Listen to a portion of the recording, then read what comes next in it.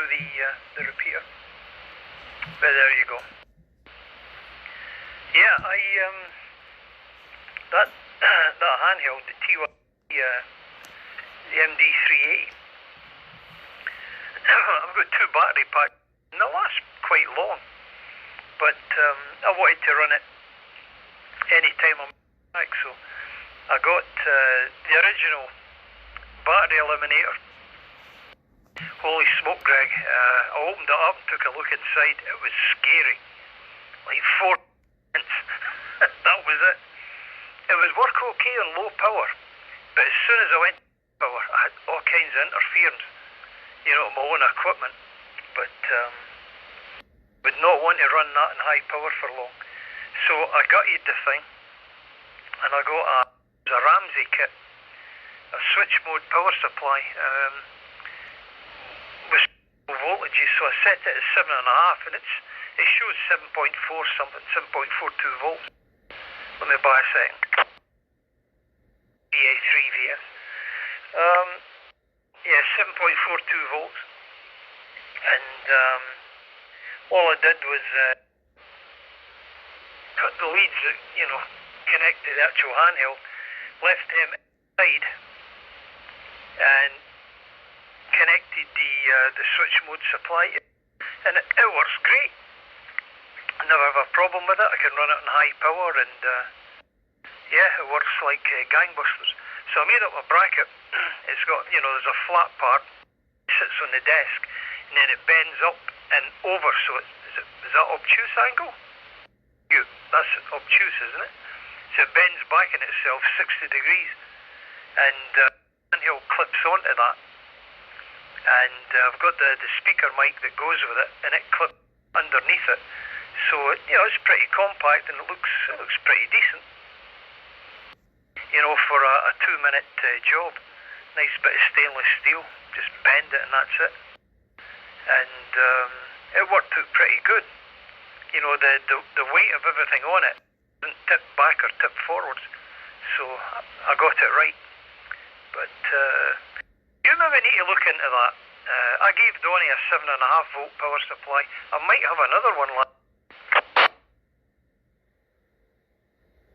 Well, as I say, those switching, as long as you get a switching supply with enough capacity, it'll punch out the amount of power only that's needed to run the load or the item you're trying to operate, and the beauty of the switching. But if you price it, those darn things blow up fast. Yeah, the Ramsey supply is good for 4 amps, I think. So the TY-T1, for 4 watts it draws about an amp. No, even that, maybe less. That's fine. So, not a problem so far. But it's not like I've ever done and go bang in the shack before. Yeah, that's it. Especially your first engagement, the 2K Henry there, yeah. You know what? I've played enough of this. I think what I'm going to do, I'm not carrying that thing down. My knees will not take it. So I'm going to run I've got a 220 socket down there, run a 220 line up here. And then I can, I'll switch it on, leave it for an hour or so. And then we'll give it a shake down. But I was going to think about inside before I actually do that. It's not been turned on in a while, so I didn't need to short anything out. But I'll still check it. But I'll have a about and see if I can make sense of this guy's schematic and see what I need, to add 6 meters to it. I really prefer somebody else to do it. You know what? Sometimes you've got to make the effort. Yeah. Okay, well, if you want, hey, I'd gladly stand beside you and you work on it. at least tell you what not to touch, and see if we could get the thing at least fired up and all the bulbs lighting up. It lights up and it makes power. I just don't know how much. Somebody else tested it before me, but I've never actually fired. But I put a plug in it a while ago. The intention was to take it down into the basement, plug into the 220 line down there, which should require taking a radio and a dummy load as well. But like I say, it's it's some beast. I have no wish to throw it down the stairs, so I think I'll just pick up a 220 cable, run it up here, and that'll be that. But that thing will loaf along quite handily.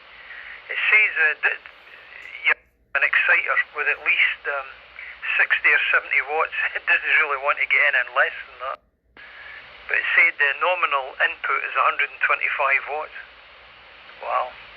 So 100 should be about right for there, I guess. But no, it's look, Greg. It's a well manufactured piece of kit. Yeah, I hear you. Well, as I said, I've seen 2K Henrys, two of them. And you're right, they're big. Thank God I never had to lift the thing. About a decade ago I saw them.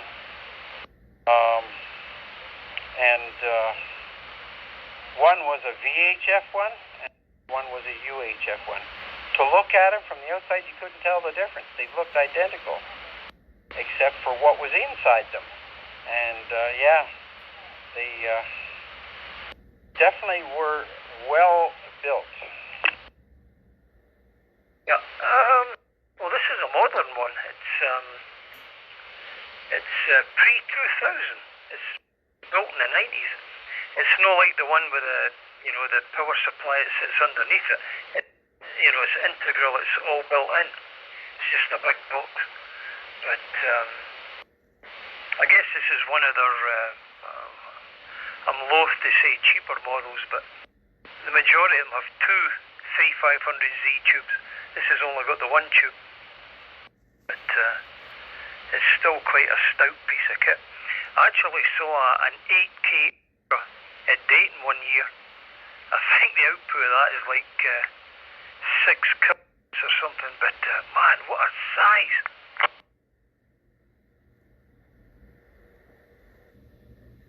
Wow. 6, eh? Jeez. You just be able to barely light the elements there, and at a very idle drive there, as I say, that thing would easily reach your full maximum legal limit. Yep. I don't have a radio that runs Class A anymore, so that's unfortunate. Even the little three-holer, the three-banger, W8GI, the guy who designed that amp, said if you've got 572B tubes in it, you can run the plate current up. I think with the 811s it goes to 450. Run up to 700 with 572Bs. And the same with the grid. The grid is 100, maximum 150 with 811s. But with the 572B, 200. But I've never done. Well, I've tested it, but I've never done that on the air. There's no issues. You gain it. You're not gaining anything. Really. If you really make a difference, you would have to change the high voltage for the 572Bs, because the 811s, they're getting 1700 volts, and that's about the upper limit for them. Whereas 572Bs, they're very happy with 2.4 kilovolts. So running 1700, they're hardly getting going. So if you could change the caps in the supply, the voltage up to about 2, 2 kilovolts, that would be a healthy increase. Probably need to look at the heater voltage, because if that goes higher than 6 volts, you're in trouble. There's nothing will waste a tube quicker than heater. Even going up half a volt will make a big difference to how long it will last.